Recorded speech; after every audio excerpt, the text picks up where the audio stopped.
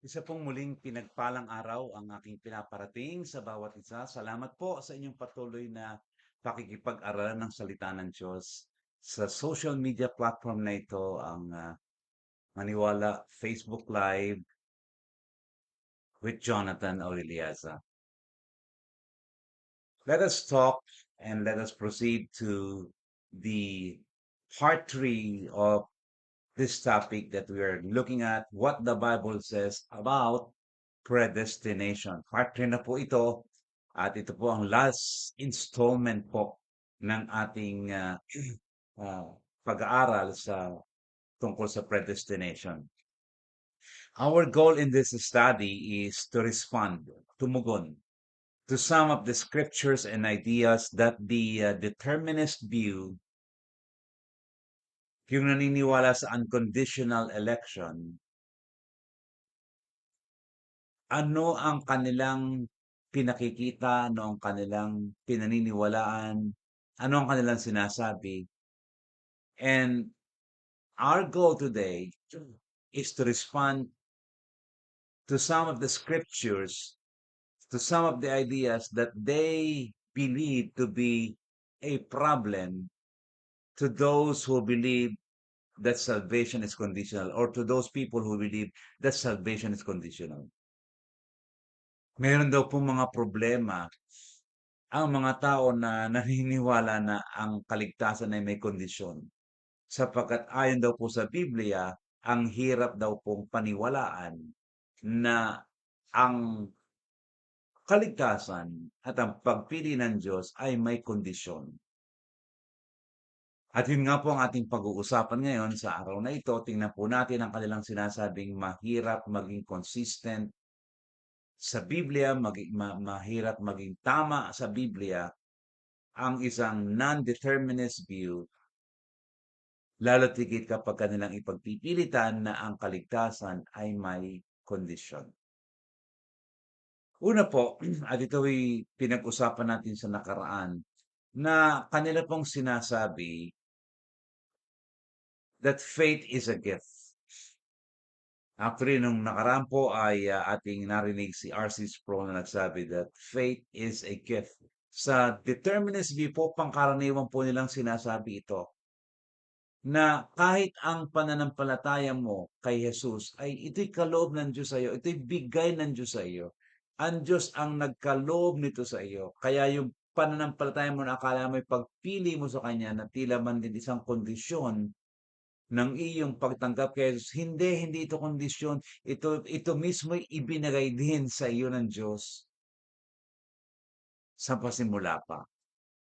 Ang kanila pong malimit na nagagamit ng mga talata upang patunayan na ito nga po ay maging ang pananampalatay kaloob ng Diyos ay ang Efeso 2:8 hanggang 9. Ito po ang sinasabi ng mga salita. For it is by grace you have been saved through faith, and this is not from yourselves. It is the gift of God, not by works, so that no one can boast. Verse 10. For we are God's handiwork, created in Christ Jesus to do good works, which God prepared in advance for us to do. Ayon po sa determinist group, ang pananampalataya mismo ay kaloob ng Diyos. Dahil sa, ito daw po ang sinabi ng Efeso 2:8. You are saved by grace through faith. Pagkatapos sinabing, it is the gift of God. Now, let me submit to you, mga kapatid, na hindi po tama ang obserbasyon. Faith is not a gift. And there are two reasons why I believe that faith is not a gift. Number one, Greek grammar prohibits the it to refer to the word faith. Yung pong salitang it or this ay hindi po umuugma sa Grego, sa salitang Grego, doon sa pananampalataya. Kasi po, yung pong it, doon po sa Greek ay neuter, tuto. Wala po siya, hindi po siya feminine, hindi po siya masculine. The it in the Greek is neuter. And it is not the same in gender with the word faith, which is feminine in gender. Kaya hindi po pwedeng tumukoy, mga kapatid, yung faith, yung it doon sa faith.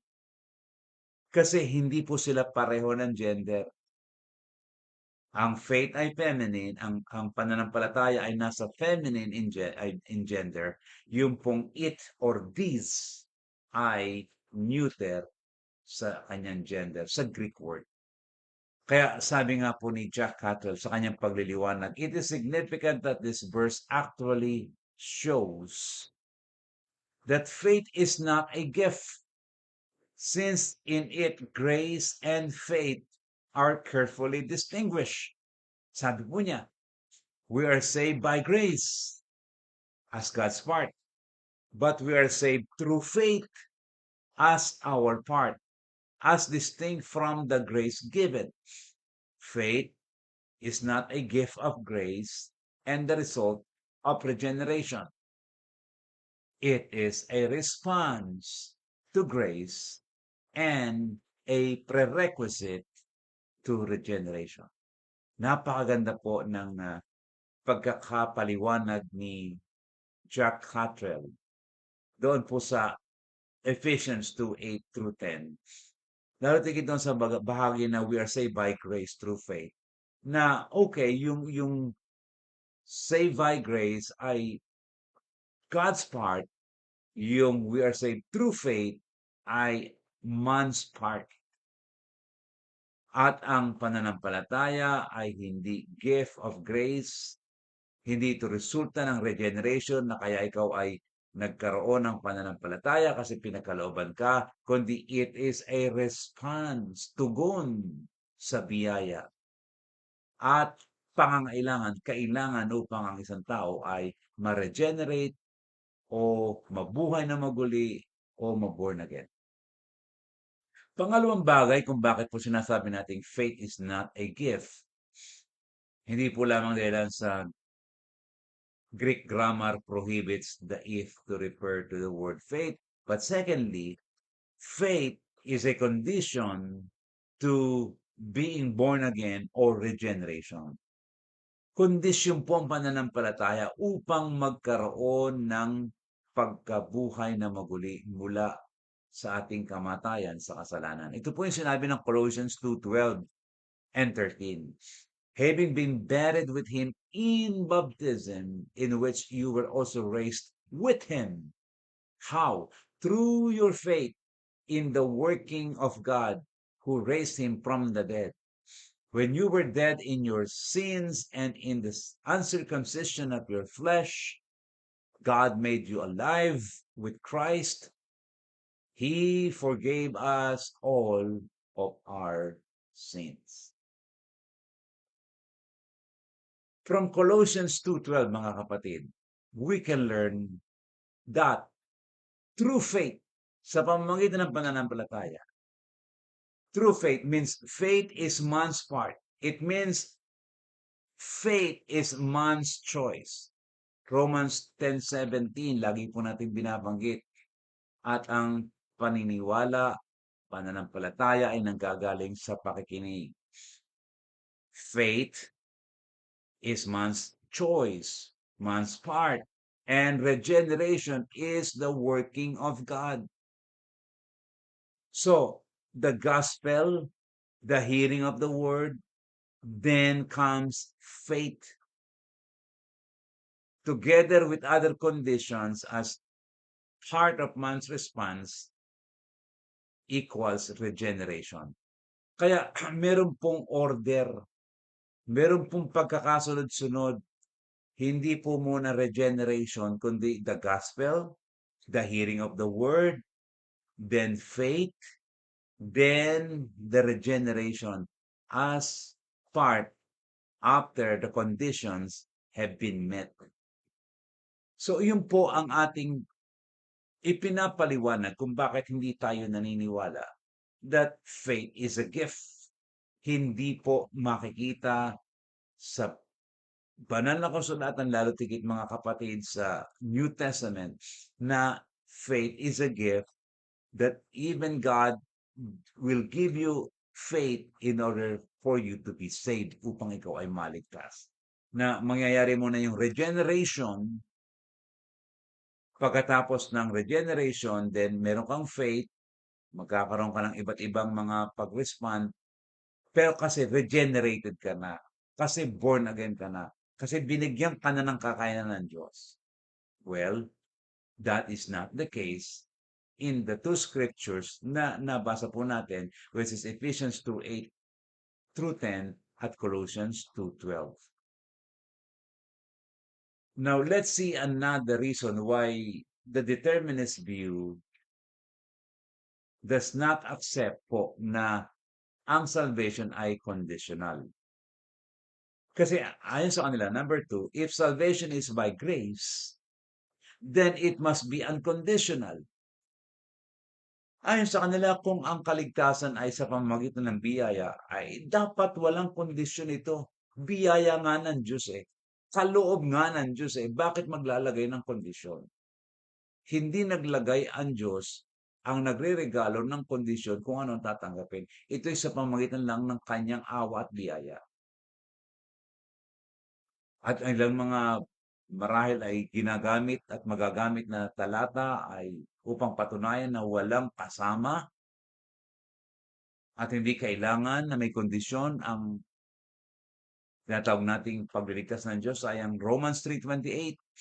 Ang sabi ito, for we maintain that a person is justified by faith, na according to them is also a gift, justified by faith apart from the works of the law. Walang kasamang paggawa. The determinist view believes that these conditions to salvation are works of the law, where no one can be saved. Hindi pwede magkaroon ng kondisyon, at ang lahat ng mga sinasabi nating condition, yan ay works of the law, at hindi dapat na bigyang diin, bigyang pansin, sapagkat yan ay hindi makakatulong sa kaligtasan. Hindi yan kailanman makakapag-contribute sa kaligtasan, kasi yan ay works of the law. At sapagkat yan ay works of the law, walang maliligtas, because we are justified by faith. By faith, apart from the works of the law. Isa pa pong binibigyan nilang diin upang masabi na ang kaligtasan, kapag ito'y biyaya, ay walang kondisyon. It is unconditional. It must be conditional. Ito, Romans 11:6. And if by grace, then it cannot be based on works. If it were, grace would no longer be grace. Kaya sinasabi po nila, kung ito'y sa pamamagitan ng biyaya, walang kondisyon. Tayo po'y naniniwala na ang bagong tipan ay nagpapakilala na ang kaligtasan ay kaloob o biyaya ng Diyos. Wala pong pagdududa, walang pag-aalinlangan na ang kaligtasan ayon sa sulat ng mga alagad at ng mga apostol, ang New Testament ay nagpapakita na ang kaligtasan ay kaloob ng Diyos. Ito ay biyaya ng Diyos. Wala pong pagdududa. Gayunpaman, subalit, we also believe that the conditions to receive God's gift or grace are not necessarily meritorious good works. Hindi po paggawa, hindi po pagtatrabaho ang pagtanggap, ang mga kondisyon ng pagtanggap ng regalo ng Diyos na ipinapalagay ng determinist view, na kapag ikay naniwala sa kondisyon ng pagtanggap, ay ikay naniniwala sa mabubuting gawa na maitutulong mo sa pagtanggap ng kaligtasan. No, but yung pong kondisyon sa biyaya ng Diyos ay responses to the promises that are in the commandment. Ito'y pagtugon. Ito'y pagbibigay ng kusang loob na pag-oo o kaya ay kusang loob na pagtanggi sa ipinapangako ng Diyos. To accept a gift or what was promised to us is not necessarily the same as good works. Yung tinanggap mo yung regalo na ibinibigay sa iyo, ay hindi naman kinakailangang ito'y ating tanggapin o kilalanin na para bang isang uri ng gawa o mabubuting gawa. Sabi nga po ni Dr. Cottrell, conditions incompatible with grace include all acts of obedience to the Creator's laws, which He gave to human beings simply as His creatures. These are works, ang sabi niya. We are already obligated to do them totally apart from the issue of salvation. So yung pong mga kondisyon na yon ay magiging incompatible at talagang mali sa kaisipan ng biyaya kung ito ay ibinibigay ng isang manlalalang sa kanyang nilalang creator-creature relationship. Pero ito rin po ang sabi niya, conditions are compatible with grace include all acts that are responses to the Redeemer's instructions to sinners on how to receive His grace. Ang mga kondisyon ng pagtanggap ng biyaya ng Diyos ay kauna-unawa, karapat-dapat, at hindi kailanman kontradiksyon. Kung ang mga kondisyon na ito ay isa lamang pagtugon ng isang makasalanan para sa kanyang tagapagligtas at sa mga ninanais ng kanyang tagapagligtas. Hindi po ito kailanman matatawag na incompatible when it comes or if it is in the sense of sinners, redeemer, relationship. Oo, works ito kung ito ay pagtugon sa isang creator ng isang creature. Pero kung ang ito ay pag-respond, pagtugon ng isang makasalanan sa hinihinging na kondisyon ng Redeemer or Savior, ito'y hindi may tatawag na laban sa biyaya ng Diyos, laban sa pagtanggap ng regalo, kundi ito'y consistent with grace. It is consistent with the truth that having free will is never a contradiction to God's sovereignty, to receive God's gift or grace. Mga kapatid, kapag po ang tao ay may free will, kakayanang makapamili, hindi po ito laban sa sovereignty, sa kabuuang pamamahala ng Diyos. Manapa mga kapatid, ang pagtanggap ng biyaya ay conditional. Dahilan nga po sa tayo ay mayroong free will. Meron tayong kakayanang makapamili, tumanggap o tumanggi sa pinagkakaloob sa atin. At ito po hindi kontradiksyon sa sovereignty of God because in the first place, ang Diyos po ang nagbigay ng free will. And He will make sure that it is intact. Yung free will ng tao ay intact at hindi pwedeng i-maneuver, i-manipulate ng basta-basta nang wala siyang kadahilan ng ni anuman. Well, God will intervene. Yan po yung tinatawag nating relative independence. Tayo po ay independent, but our independence is only relative. It is not absolute. When God will achieve and accomplish a purpose, if He needs to intervene with our free will, He will do so to accomplish His purpose. But it is not a day-to-day thing. Ang relative independence ay kung meron lamang layunin ng Diyos, then God will intervene to accomplish His purpose. And it is not wrong to say that free will is a contradiction to God's sovereignty. Isa pa pong sinasabi ng mga determinist view laban sa non-determinist view na naniniwala na ang salvation ay conditional o may condition ay ito. Grace is monergistic, not synergistic. Let us define the two words. Yung pong monergism means that God alone is working in the conversion process. Kaya nga po, mono. The original word is mono and ergo.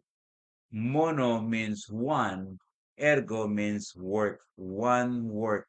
God alone is working in this conversion process.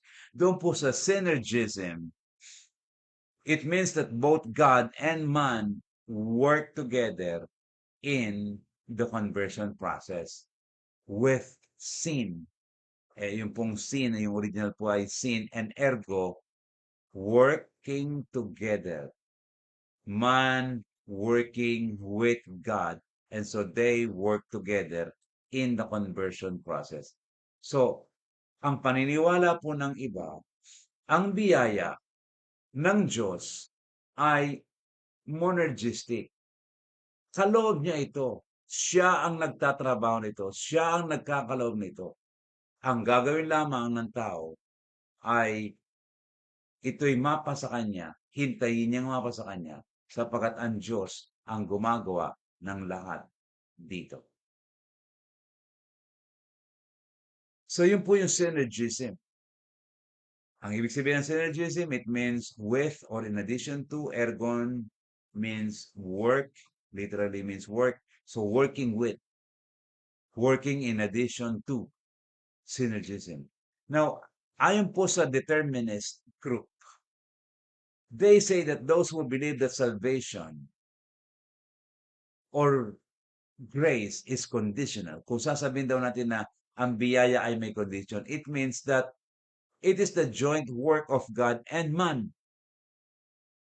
Or that God and man cooperate in man's salvation. Ang sabi po ay nila ay the idea is God has done his part. Now man must do his part. Because it is a cooperation, it is a joint work of God and man. Kaya nga synergism, working with, working in addition to. Bakit po? Bakit po nakikita ng determinist view ito na problema? Anong problema na man and God joining together para po sa salvation? Ayon sa kanila, number one, because according to them, man is ultimately saves himself, is saving himself. Kung ganito ang mangyayari na may bahagi ang tao at may bahagi ang Diyos, o may bahagi ang Diyos, may bahagi ang tao, ibig sabihin, ang tao mismo ang nagliligtas sa kanyang sarili. It also means that we transfer sovereignty from God to man, which seems making man the central and governing power, and therefore, a redoing, a replay of Genesis chapter 3 verse 5, na kung saan ang tao ay nagiging tila man din Diyos. Kaya hindi po ito katanggap-tanggap sa determinist view kasi sa dakong uli, ang sabi nila, ang nagliligtas sa sarili niya ay ang tao.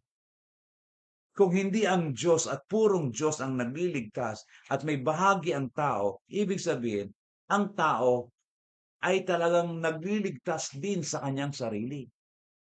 Kaya po, nakikita ng determinist group ang problemang ito at hindi nila tinatanggap na ang kaligtasan ay may condition. Ano pa po? Ano pa ang nakikita ng determinist view na ito, kung bakit ito isang suliranin, isang problema? They also see these conditions as man's contribution to salvation. Ayon sa kanila, it seems that to have salvation, a person must trust his power to save himself. Kinakailangan magtiwala ka sa kakayanan mo, sa kapangyarihan mo. At ayon din po sa kanila, in the end, Jesus' death did not save anyone. Lalabas pa nga na kung ang kaligtasan ay may kondisyon at nakabatay at naghihintay sa tugon ng tao, aba ay sa dakong huli ay ating makikita na parang nawala naman yata ng saysay ang kamatayan ng ating Panginoong Hesus.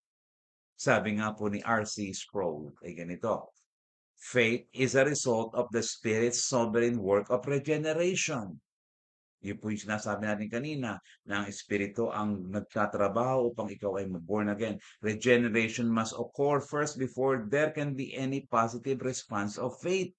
Kinakailangan ikaw ay na-born again na para mabigyan ka ng pananampalataya at makatugon ka sa pamamagitan ng pananampalataya. When speaking of the order of salvation, Reformed theology always and everywhere insists that regeneration, being born again, being saved, precedes faith.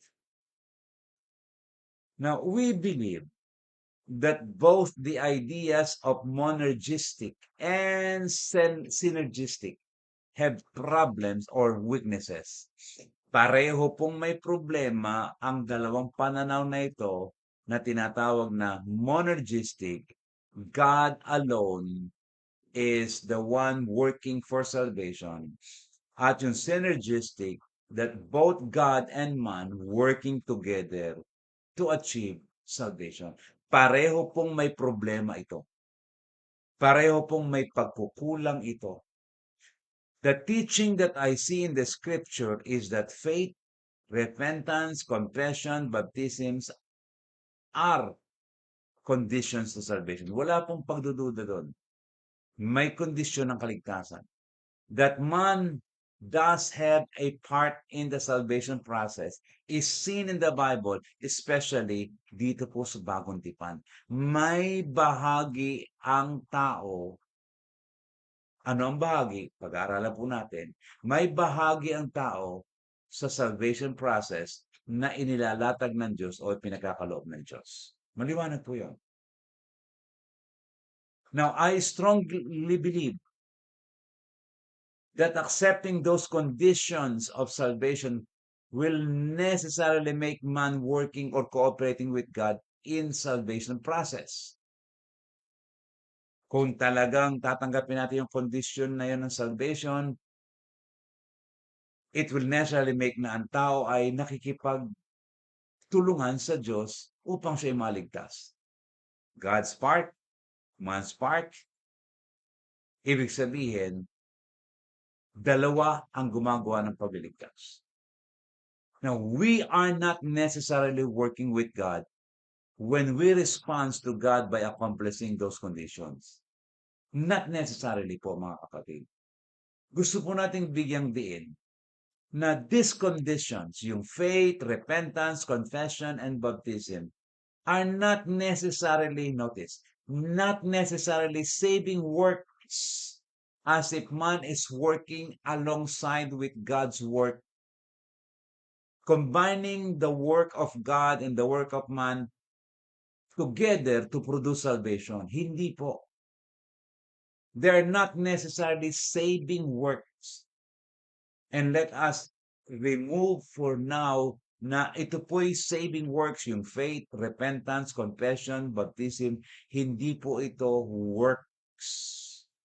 Hindi po ito gawa per se.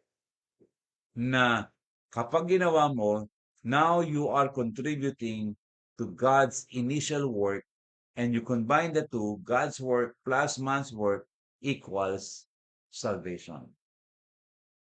Sa halip po mga kapatid na tawagin natin na monergistic o paniwalaan natin ang monergistic, that God alone, that the work of God alone saves, that God chooses, God elects unconditionally, or sa halip na tanggapin natin yung synergistic, na God's part, man's part, bahagi ng Diyos, bahagi ng tao. Let me introduce to you maybe something new.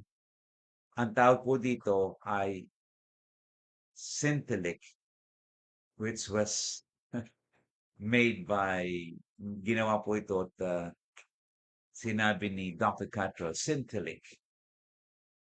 This simply means that God's will for our salvation must be joined by our will before salvation can be applied.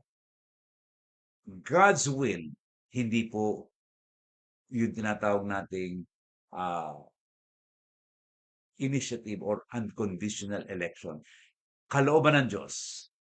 God's will plus to be joined by our will because we have free will before salvation can be applied. Pagsamahin mo yung pagnanais ng Diyos na magligtas at maligtas ang tao at yung pagnanais ng tao na maligtas siya, naroon po yung natawag nating pagtatagpo ng dalawa with the will. Syntelo. God has already accomplished salvation. For salvation is God's work. Salvation is God's work. Natapos na po niya. Kaya na-accomplish na ng Diyos yung salvation. But God does not apply. Please underline. God does not apply the salvation right away. Oo, nailatag na ng Diyos ang pagliligtas. Ang gawain ng pagliligtas natapos na ng Diyos. Pero hindi pa na i-apply, hindi pa na ipagkaloob, hindi pa na iabot agad lahat ng ito ng Diyos. Sapagkat hindi agad ito iniaabot. Depende sa pag-aabutan. Kaya ako napansin po niyo na parang, well, may bago na naman yata salita, Syntelic. The intention of salvation is for everyone or not maybe everyone, but kung gusto yung gamitin, universal. The intention of salvation is for everyone or universal, but its application is personal or individual. Pang-isahan po ang aplikasyon ng pagliligtas ng Diyos. So, God's will must be joined by man's will before salvation be applied. May tatlo po akong talata na babasahin. Ang una po ay John 7:17 na nagpapakita ng kalooban ng tao at kalooban ng Diyos. John 7:17, if anyone is willing to do His will, if anyone is willing, the telo, to do His will, the telema. Nakita po yung anyone is willing to do what? God's will. So, kinakailangan pong magtagpo ang dalawa upang magkaroon ng pagliligtas at magkaroon ng kaganapan ng isang bagay. Though alam po natin that the context here is not directly about salvation, we accept that. However, it presents how man can join or not join the will of God. Pwede siyang mag-join to the will of God, maaari siyang tumanggi to join the will of God. If anyone is willing to do His will. Maliwanag po na ang maganda, God's will and man's will nag-join. That would mean salvation. Isa pa po, na nagpapakita ng God's will, man's will, Matthew 23:37, Jerusalem, Jerusalem, who kills the prophets and stones those who had been sent to her. How often I wanted, that hello, to gather your children together, the way a hen gathers her chicks under her wings, and you were unwilling. Naroon yung salitang, I wanted, God wanted, Jesus wanted. Jesus wanted to gather you.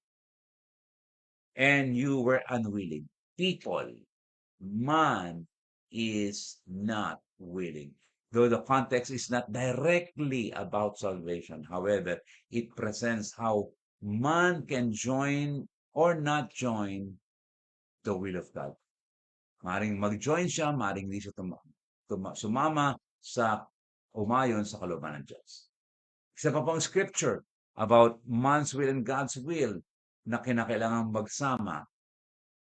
This Revelation 22:17, the Spirit and the bride say, "Come," and let the one who hears say, "Come," and let the one who is thirsty come. Let the one who desires, hello, take the water of life without cost. The Spirit is offering. Ang Diyos ay nagbibigay ng regalo, ng kawalan ng kauhawan. At kung sino man ang nagnanais, kung siya may nauuhaw, ang sabi niya, let him take the water of life without cost. In Revelation 22, the Spirit is both desiring and making an invitation to those who are thirsty to come. Making an invitation to take the water of life. Kaya mga kapatid, kinakailangan maging maliwanag sa atin ang ating tinutungo dito.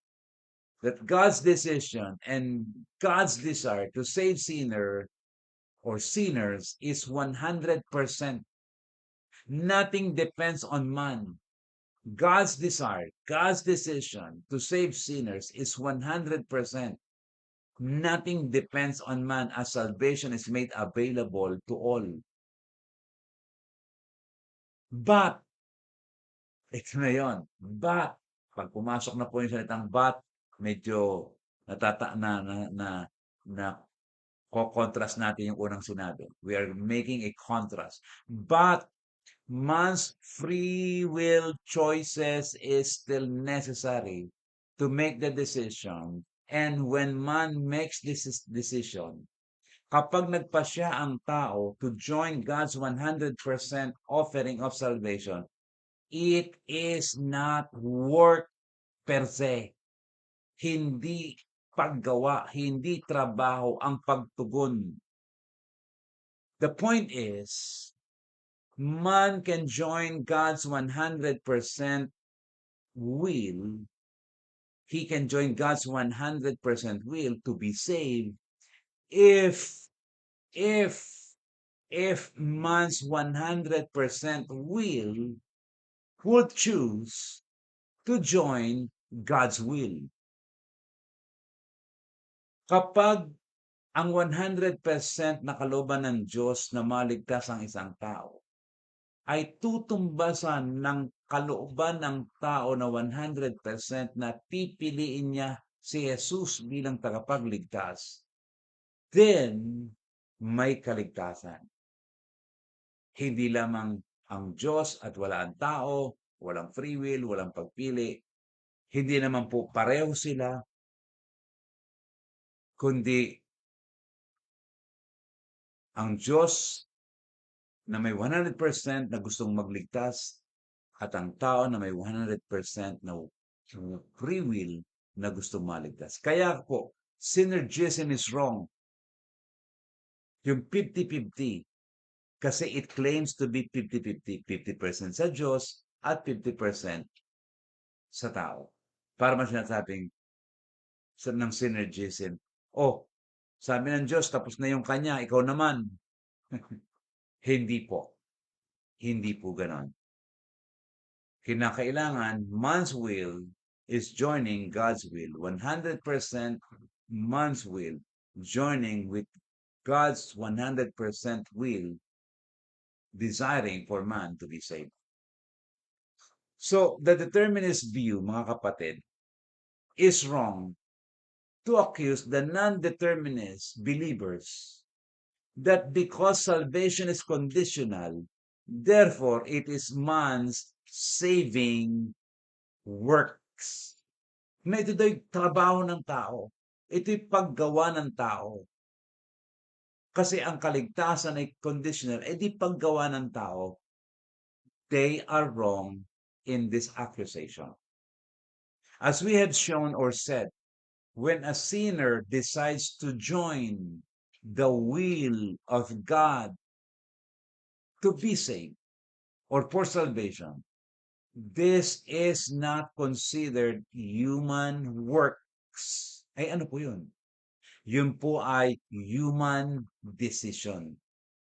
Hindi po siya human works when he decides to join the will of God to be saved. Rather, it is human decision, and decision or human decision is not the same as human works. Hindi po magkapareho ang human decision at human works. And so let us remove the idea of works when we are responding to the conditions of God for salvation. Kaya nga iniiwasan po natin yung ideya na work ang salvation. At parang kapag ginagawa mo yung kondisyon ng Diyos, nagtatrabaho ang tao. I think the Bible does not support that. Gayunpaman po, it is equally wrong. And we need to caution the non-determinist believers.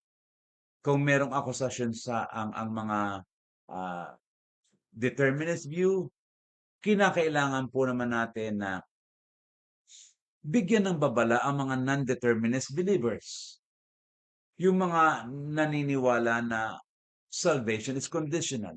At ano po ang ating dapat ipaalala, ipaunawa sa kanila? At ito po yun. When presenting salvation as man's work or human effort to obey God's requirements for salvation, you are not obeying and following the scriptures.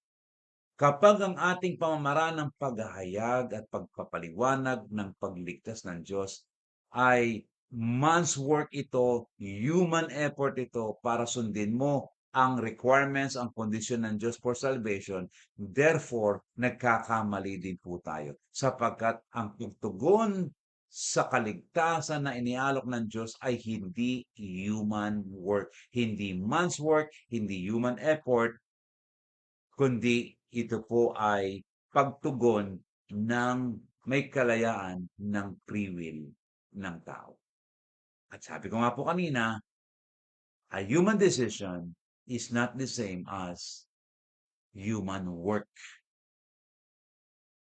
Mga kapatid, it is important to maintain the biblical teachings that faith, repentance, confession, baptisms are not human works, not human achievements, not human performances. It is not man's performances na parang required by a creator to his creatures.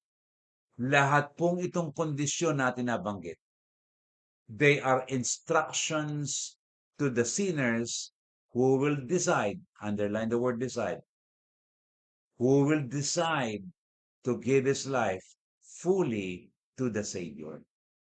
Na kapag ang isang makasalanan ay nagpasya ng kanyang 100% na pagpapasya at kalooban na ibigay ang kanyang buhay sa isang tagapagligtas, ito po ay hindi kondisyon. Hindi kondisyon yung faith, hindi kondisyon yung repentance, hindi kondisyon hindi trabaho, hindi trabaho ang faith, hindi trabaho ang repentance, hindi trabaho ang confession, hindi po trabaho ang baptism. Kasi ito po yung will of man. Sa pagtugon sa instruction ng isang sinner sa isang Savior. Umasa po ako mga kapatid na nagkaroon po ng puwang ang ating pag-aaral ng predestination, what the Bible says about predestination sa inyong mga puso. Marahil po meron akong mga hindi nakatalakay, meron po mga bagay na nais niyong itanong at pag-aralan pa, and I really encourage you, mga kapatid, mga kaibigan, sino man po kayo, anumang level ng inyong pananampalataya ngayon, that we go deeper, that we go wider in the study of the Scripture. Pag-aralan natin kung ang kaligtasan nga ba ayon sa liwanag ng salita ng Diyos, ito ba'y walang kondisyon o may kondisyon? Ang sabi ng mga determinists, walang kondisyon. Ang sabi ng non-determinists, may kondisyon. Pero maliwanag din po ang sinabi ng non-determinist na kung ito man ay may kondisyon, hindi ito human efforts. Hindi ito man's performances na para bang ginagawa mo ito para ikaw ay maligtas, kundi ito'y pagtugon, pagsama ng iyong kalooban, pagsasabi ng oo sa Diyos dahilan sa ninanais ng Diyos yung kondisyon ng magkaroon ka ng kondisyon ng pananampalataya, repentance, confession, and baptism, at ito po hindi paggawa. Maging maliwanag po sa atin na ito'y hindi paggawa because salvation is a gift. It is not a work. Ang kaligtas at pagliligtas ng Diyos ay hindi paggawa, kundi ito'y isang kaloob ng Diyos. Hindi pinagtatrabahuhan ng kaligtasan sapagkat may nagtrabaho na, may tumapos na ng pagliligtas. Naroon na yung 100% willingness of God to save anyone. Ang kailangan na lang ng Diyos is another 100 is the 100% free will of man to join God's will of salvation. And that will produce salvation.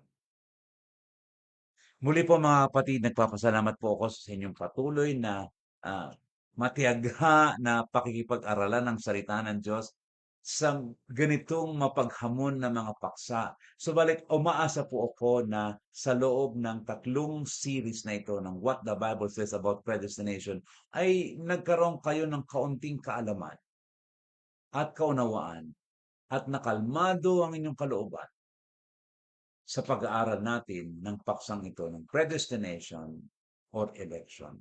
Nawa po, patuloy nating ipanalangin ang mga ganitong pag-aaral at patuloy po ninyong buksan ang inyong puso sa ganitong pag-aaral. Manalangin po tayo para po sa pagtapos natin sa araw na ito.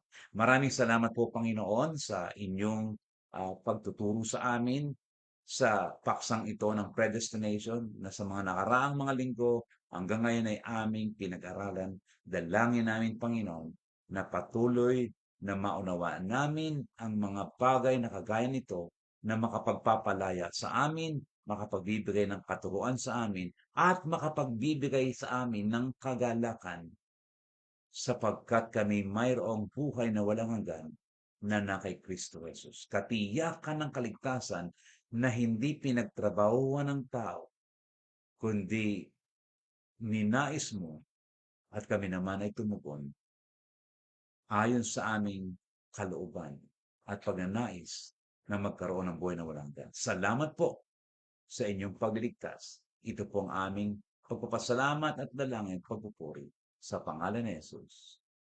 Amen at amen. Muli po sa Diyos ang papuri at muli po nagpapasalamat ang inyong lingkod sa inyong patuloy na pakikipag-aralan dito po sa Maniwala with Jonathan Orelleza. Hanggang sa muli.